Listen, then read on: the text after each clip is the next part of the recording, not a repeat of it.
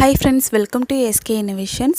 இன்னைக்கு நம்ம என்ன பார்க்க போறோம்னா சூப்பரான வெஜிடபிள் பிரியாணி எப்படி பண்ணலாம் அப்படினு சொல்லிட்டு பார்க்கலாம். நான் இன்னைக்கு ஒரு குக்கர்ல 5 ஸ்பூன் அளவுக்கு எண்ணெய் விட்டுக்கிறேன். இதோட 1 ஸ்பூன் சோம்பு, 2 ஏலக்காய், 1 மராத்தி மொக்கு, 3 கிராம்பு, 1 பட்டை இதெல்லாம் எடுத்துக்கிறேன். இதை இப்போ எண்ணெயில போட்டுக்கலாம். இது நல்லா பொரிஞ்சதும் 2 பச்சை மிளகாய், ஒரு பெரிய வெங்காயம், ஒரு பெரிய தக்காளி, அரை கப் அளவுக்கு கேரட், அரை கப் உருளைக்கிழங்கு, அரை கப் பீன்ஸ் இதெல்லாம் கட் பண்ணி வச்சுருக்கேன். இதெல்லாம் ஒவ்வொன்றா போட்டு வதக்கிக்கலாம். இப்போ ஃபஸ்ட்டு பச்சை மிளகாய் போட்டு நல்லா வதக்கிட்டதும் அரிஞ்சு வச்சுருக்க வெங்காயம் சேர்த்து வதக்கிக்கலாம்.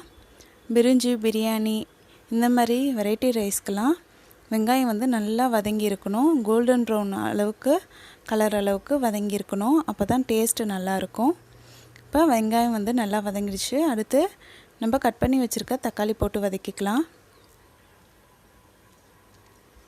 இப்போ தக்காளி சீக்கிரம் வதங்கணுன்றதுக்காக 1 ஸ்பூன் அளவுக்கு உப்பு சேர்த்துக்க போகிறேன். இப்போ நல்லா மிக்ஸ் பண்ணி விட்டுக்கலாம்.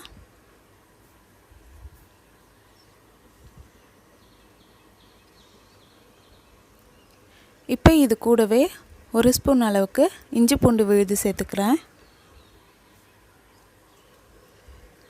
இதை நல்லா வதக்கி விட்டுக்கலாம்.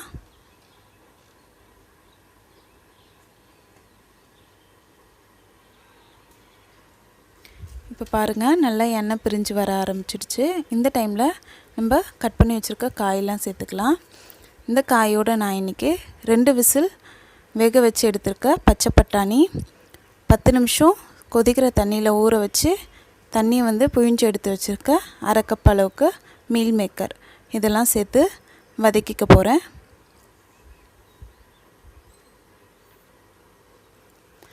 காய் வந்துட்டு ஒரு நிமிஷம் அளவுக்கு நல்லா வதங்கட்டும்.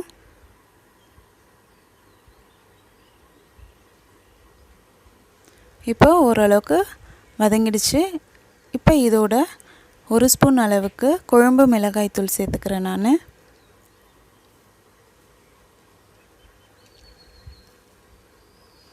1 ஸ்பூன் அளவுக்கு கரம் மசாலா பவுடர் சேர்த்துக்கிறேன்.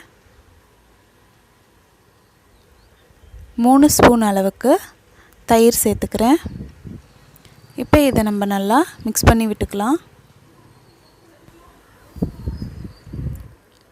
இது வந்து காயோட எல்லா சைடுமே நல்லா மிக்ஸ் ஆகிற அளவுக்கு மிக்ஸ் பண்ணி விட்டுக்கலாம். இப்போ நல்லா மிக்ஸ் பண்ணியாச்சு. இப்போ இதோட அரை ஸ்பூன் அளவுக்கு கசகசா சேர்த்துக்கிறேன்.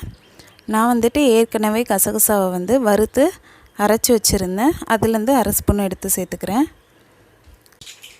இந்த மாதிரி நீங்கள் அரை ஸ்பூன் கசகசா போட்டு செஞ்சு பாருங்கள். அதோட டேஸ்ட்டு ரொம்பவே சூப்பராக இருக்கும். அடுத்து இப்போ நான் ஏற்கனவே கழுவி ஊற வச்சுருக்க பச்சரிசி நான் இதோட சேர்த்துக்கிறேன். இப்போ இதை நம்ம நல்லா மிக்ஸ் பண்ணி விட்டுக்கலாம். நல்லா மிக்ஸ் பண்ணிவிட்டு இதுவும் வந்து ஒரு நிமிஷம் அளவுக்கு அப்படியே இருக்கட்டும். அப்போ தான் அரிசிலெலாம் நல்லா எசன்ஸ் வந்து இறங்கியிருக்கும்.